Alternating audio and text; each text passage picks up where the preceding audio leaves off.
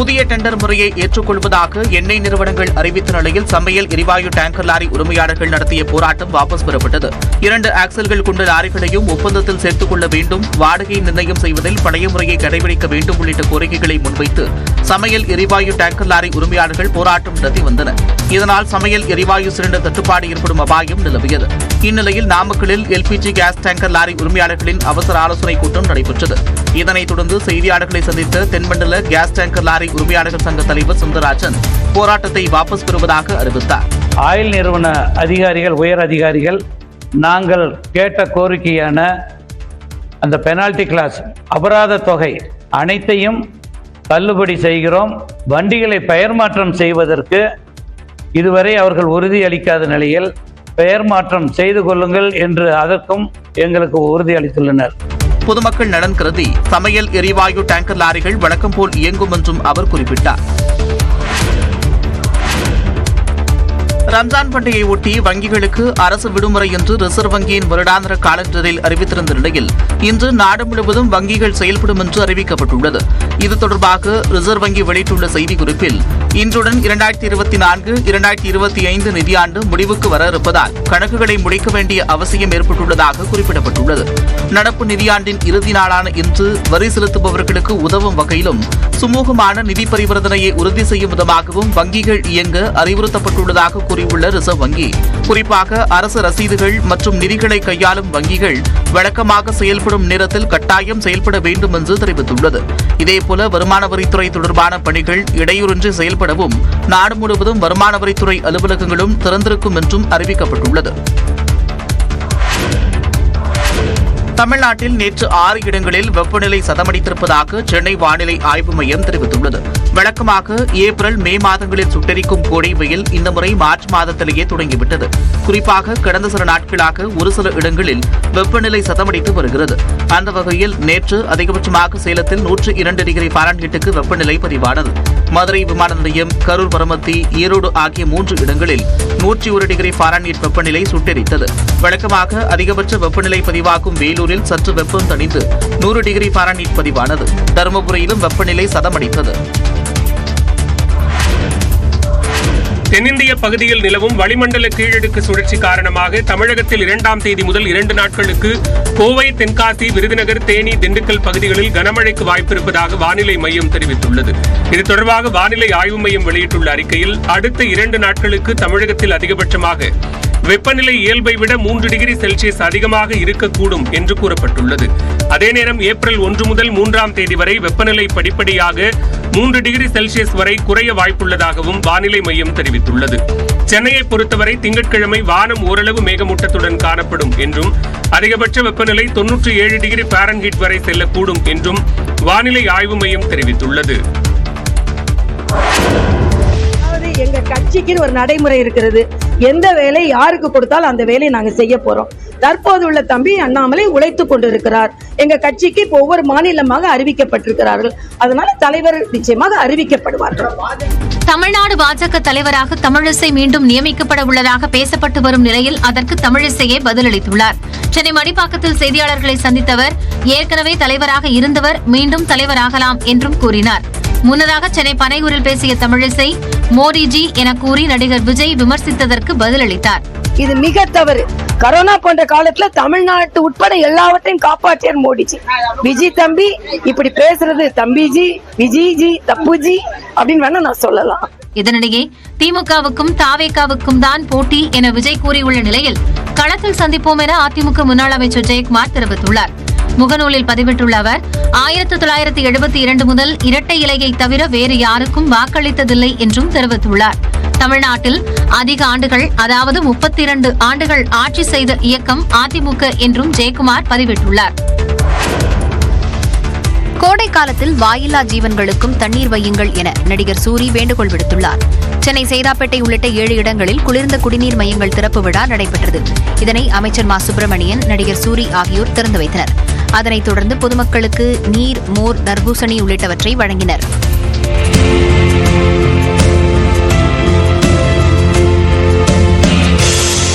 அப்போது பேசிய அமைச்சர் மா சுப்பிரமணியன் வெயிலில் இருந்து தற்காத்துக் கொள்ள நீர், மோர் மற்றும் நீர்ச்சத்தான பழங்களை அதிக அளவில் எடுத்துக் கொள்ளுமாறு அறிவுறுத்தினார். குழந்தைகள், கர்ப்பிணி தாய்மார்கள், வயது முதிர்ந்தவர்கள், நோய் எதிர்ப்பு சக்தி குறைவா இருப்பவர்கள், இவங்க இந்த வெயில் காலம் முடிகிற வரைக்கும் காலையில பகல் 12 மணிலிருந்து பிற்பகல் 3 மணி வரைக்கும் வெயில்ல வரதை தவிர்த்துக்கணும். பின்னர் பேசிய நடிகர் சூரி, தண்ணீர் இல்லாமல் உலகமில்லை, தண்ணீரின்றி உடலும் இல்லை என்றார்.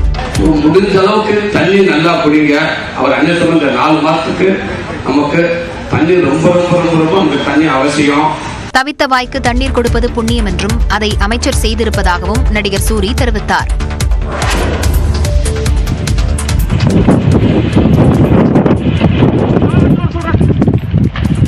கோடை வெயிலின் தாக்கம் முன்கூட்டியே காட்டத் தொடங்கியுள்ள நிலையில் நீலகிரி அருகே மசனக்குடியில் பற்றி எரியும் காட்டுத்தீ வன விலங்குகளுக்கு அச்சுறுத்தலாக மாறியுள்ளது. ஆற்றக்கரை கிராமத்தை ஒட்டிய வனப்பகுதியில் திடீரென பற்றிய காட்டுத்தீ முதுமலை புலிகள் காப்பகம் வரை பரவி கொழுந்துவிட்டு எரிந்து வருகிறது. தீயை கட்டுப்படுத்தும் பணியில் வனத்துறை மற்றும் தீயணைப்புத் துறையினர் ஈடுபட்டு வருகின்றனர்.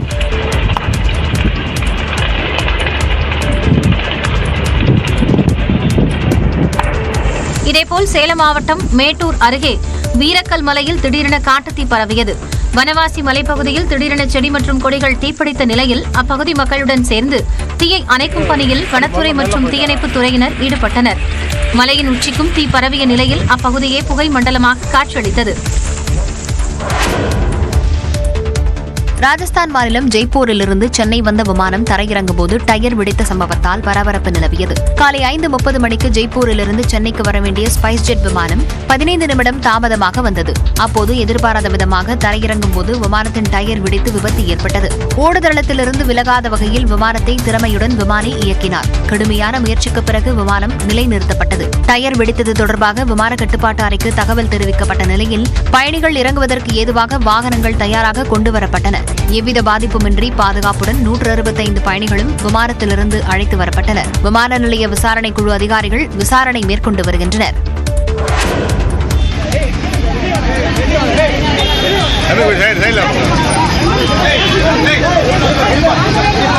திரைப்பட ஸ்டண்ட் போல அமைந்த இந்த காட்சிகள் திருவண்ணாமலை ரவுண்டானா பகுதியில் நடைபெற்றது. மதுபோதையில் காரை ஓட்டிய பெண்ணிசையின் மகன் ஆட்டோ, பழக்கடை, பூக்கடை என இடித்து தள்ளியது பரபரப்பை ஏற்படுத்தியது. சென்னை துறைப்பாக்கத்தில் காவல் உதவி ஆய்வாளராக பணியாற்றி வரும் வளர்மதி என்பவரின் மகன் ஆகாஷ் திருவண்ணாமலையில் உள்ள உறவினர் வீட்டிற்கு சென்றார். இந்நிலையில் மதுபோதையில் காரை ஓட்டிய ஆகாஷ் திருவண்ணாமலை ரவுண்டானா பகுதியில் விபத்து ஏற்படுத்தியுள்ளார். ஆகாஷின் கார் மோதியதில் அங்கிருந்த கோவில் முன்பு நின்றிருந்த ஆட்டோ, பூ மற்றும் பழக்கடைகள் சேதமடைந்தது. இதனையடுத்து கார் கண்ணாடியை உடைத்த பொதுமக்கள் ஆகாஷை காரிலிருந்து வெளியேற்றி வாக்குவாதத்தில் ஈடுபட்டனர்.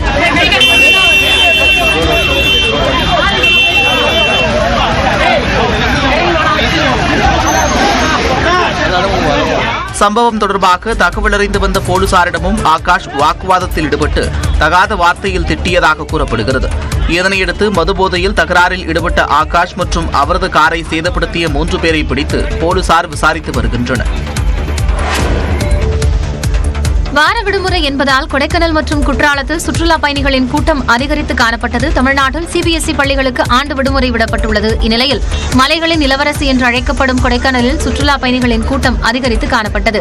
பசுமை பள்ளத்தாக்கு, தூண்பாறை, குணா குகை, பைன்மரக்காடுகளை சுற்றி பார்த்த மக்கள் நட்சத்திர ஏரியில் படகு சவாரி செய்தும், ஏரிச்சாலையில் குதிரை சவாரி, நடைபயிற்சி செய்தும் உற்சாகமடைந்தனர்.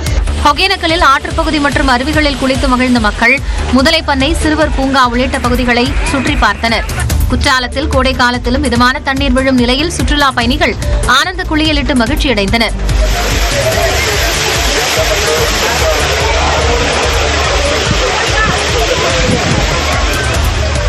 ஜூன், ஜூலை, ஆகஸ்டில் தான் குற்றாலமில் சீசன் நிறையா இருக்கும். இப்போ கோடை காலம். இப்போ நிறைய மக்கள் இந்த வெயிலுக்காக குளிச்சுட்டு போகிறாங்க. இங்கே தண்ணி விழுது, கொஞ்சமாக தான் விழுது. ஆனாலும் மக்கள்லாம் சண்டேங்கிறதுனால குளிச்சுட்டு போகிறாங்க. பொள்ளாச்சி அருகே உள்ள ஆழியார் பகுதியிலும் சுற்றுலா பயணிகளின் வருகை அதிகரித்து காணப்பட்டது. சுழல் மற்றும் புதைமணல் உள்ள ஆபத்தான பகுதி என எச்சரிக்கை பலகைகள் வைக்கப்பட்டுள்ள இடங்களிலும் ஆபத்தை உணராமல் சுற்றுலா பயணிகள் குளித்தனர். ஈரோடு மாவட்டம் சித்தோடு அருகே டேங்கர் லாரியை சுத்தம் செய்தபோது நச்சுவாயு தாக்கியதில் 2 பரிதாபமாக உயிரிழந்தனர். திருப்பூரில் உள்ள டையிங் நிறுவனத்துக்கு சாயக்கழிவு நீரை சுத்தம் செய்வதற்காக ஆந்திராவிலிருந்து டேங்கர் லாரி மூலம் அலுமினியம் குளோரைடு கொண்டு வரப்பட்டது. திருப்பூரில் ரசாயனத்தை இறக்கியவுடன் காலி டேங்கர் லாரியை சுத்தம் செய்ய சித்தோடு அருகே உள்ள வாட்டர் சர்வீஸ் நிலையத்துக்கு கொண்டு செல்லப்பட்டது. பணியாளர்களான யுகானந்தன், சந்திரன், செல்லப்பன் ஆகியோர் டேங்கர் லாரியை சுத்தம் செய்யும் பணியில் ஈடுபட்டனர். அப்போது எதிர்பாராத விதமாக நச்சுவாயு தாக்கியதில் 3 பேரும் மயங்கி விழுந்தனர். உடனடியாக அவர்கள் அரசு மருத்துவமனைக்கு கொண்டு செல்லப்பட்டனர். மருத்துவர்கள் பரிசோதித்ததில் யுகானந்தன், சந்திரன் ஆகியோர் ஏற்கனவே இறந்துவிட்டதாக தெரிவித்தனர். செல்லப்பன் ஆபத்தான நிலையில் சிகிச்சை பெற்று வருகிறார். தகவலறிந்து சென்ற காவல்துறையினர் உடல்களை கைப்பற்றி கூராய்வுக்காக பெருந்துறை மருத்துவமனைக்கு அனுப்பி வைத்தனர்.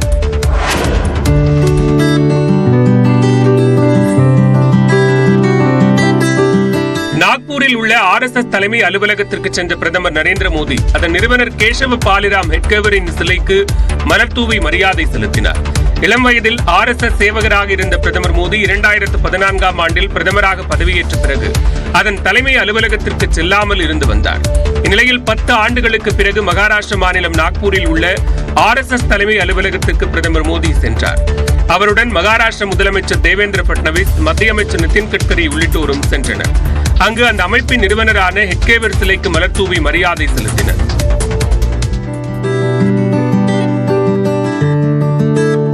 பின்னர் அம்பேத்கர் புத்த மதத்தை தழுவிய இடமான தீஷா பூமிக்கு சென்ற பிரதமர் அங்கு வழிபாட்டில் ஈடுபட்டார்.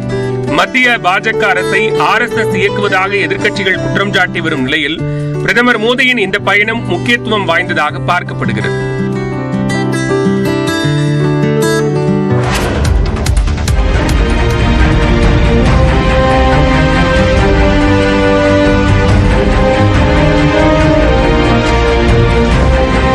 ஒடிஷா மாநிலம் சவுத்வார் அருகே ரயில் தடம் புரண்ட விபத்தில் பயணி ஒருவர் உயிரிழந்தார். பெங்களூருவிலிருந்து ஒடிஷாவில் உள்ள காமக்யாவுக்கு அதிவிரைவு பயணிகள் ரயில் சென்று கொண்டிருந்தது. ஒடிஷாவின் மங்குலி ரயில் நிலையம் அருகே சென்றபோது திடீரென்று ரயில் தடம் புரண்டு தண்டவாளத்தை விட்டு சக்கரங்கள் விலகின. மொத்தம் 11 பெட்டிகள் தடம் புரண்டதாக கூறப்படும் நிலையில் 10க்கும் மேற்பட்ட பயணிகள் காயமடைந்தனர். சம்பவ இடத்திற்கு மீட்பு பணி ரயிலும் மருந்து பொருட்களும் அனுப்பி வைக்கப்பட்டுள்ளதாக கூறிய ரயில்வே அதிகாரிகள் விபத்துக்கான காரணம் குறித்து விசாரித்து வருவதாக தெரிவித்தனர். இதனிடையே ஒடிஷாவில் ரயில் தடம் புரண்டதை தொடர்ந்து காட்பாடி, சோலார்பேட்டை, பெரம்பூர், சென்னை சென்ட்ரல் ரயில் நிலையங்களில் உதவி மையங்களை தெற்கு ரயில்வே அமைத்துள்ளது. ரயிலில் பயணம் செய்த உறவினர்கள் குறித்த தகவல்களை பெற தொடர்பு எண்களையும் அறிவித்தது.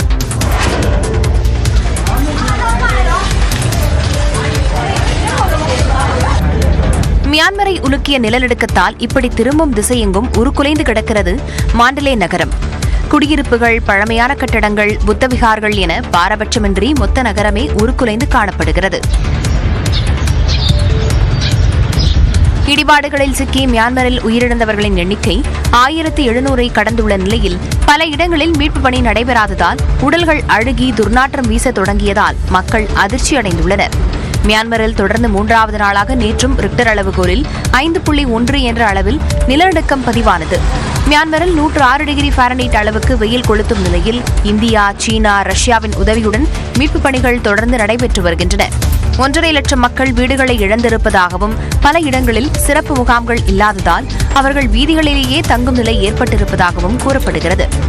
தாய்லாந்து தலைநகர் பாங்காக்கில் 30 மாடி கட்டடம் இடிந்து விழுந்த இடத்தில் இடிபாடுகளில் சிக்கி உயிரிழந்த 11 பேரின் உடல்கள் மீட்கப்பட்டுள்ளன.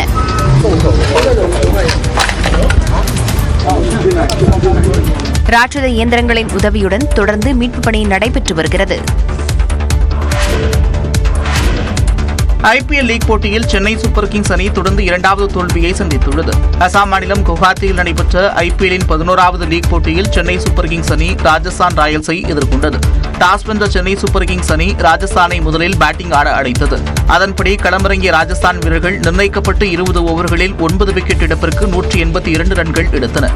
ராஜஸ்தானில் அதிரடியாக விளையாடிய நிதிஷ் ராணா 5 சிக்ஸர் 10 பவுண்டரிகளுடன் 83 ரன்களை குவித்து அசத்தினார். 183 ரன்கள் எடுத்தால் வெற்றி என்ற இலக்குடன் களமிறங்கிய சென்னை சூப்பர் கிங்ஸ் அணி முதல் ஓவரிடையே விக்கெட்டை பறிகொடுத்து தடுமாறியது. கேப்டன் ருத்துராஜ் பொறுப்புடன் விளையாடி 63 ரன்கள் சேர்த்தார். இருப்பினும் மற்ற வீரர்கள் பெரிய அளவில் ரன்களை சேர்க்க முடியாமல் திணறினர். இதனால் 20 ஓவர்கள் முடிவில் சென்னை சூப்பர் கிங்ஸ் அணி 6 விக்கெட் இழப்பிற்கு 176 ரன்கள் எடுத்து தோல்வியை தழுவியது. IPL கிரிக்கெட் போட்டியின் நேற்றைய ஆட்டத்தில் ஐதராபாத்துக்கு எதிராக 7 விக்கெட்டுகள் வித்தியாசத்தில் டெல்லி கேபிட்டல்ஸ் அணி அபார வெற்றி பெற்றது. விசாகப்பட்டினத்தில் நடைபெற்ற லீக் போட்டியில் டெல்லி கேபிட்டல்ஸ் அணி சன்ரைசர்ஸ் ஹைதராபாத் அணியுடன் மோதியது. டாஸ் வென்று முதலில் பேட்டிங் ஆடிய ஹைதராபாத் 18.4 ஓவர்களில் அனைத்து விக்கெட்டுகளையும் இழந்து 163 ரன்கள் சேர்த்தது. ஹைதராபாத் தரப்பில் அதிகபட்சமாக அனிகேத் வர்மா 74 ரன்கள் எடுத்தார். டெல்லி அணி வீரர் மிர்சல் ஸ்டார்க் 5 விக்கெட்டுகளை கைப்பற்றினார். 164 ரன்கள் எடுத்தால் வெற்றி என்ற இலக்குடன் களமிறங்கிய டெல்லி கேபிட்டல்ஸ் அணி தொடக்க முதலை அதிரடி காட்டியது. இதனால் 16 ஓவர்களிலேயே 3 விக்கெட்டுகள் இழப்பிற்கு டெல்லி அணி 166 ரன்கள் எடுத்து வெற்றி பெற்றது. டெல்லி தரப்பில் அதிகபட்சமாக டூப்ளெக்ஸிஸ் 50 ரன்கள் எடுத்து அணியின் வெற்றிக்கு சிறப்பான அடித்தளம் அமைத்துக் கொடுத்தார். ஹைதராபாத் அணி வீரர் ஷியான் அன்சாரி 3 விக்கெட்டுகளை கைப்பற்றினார்.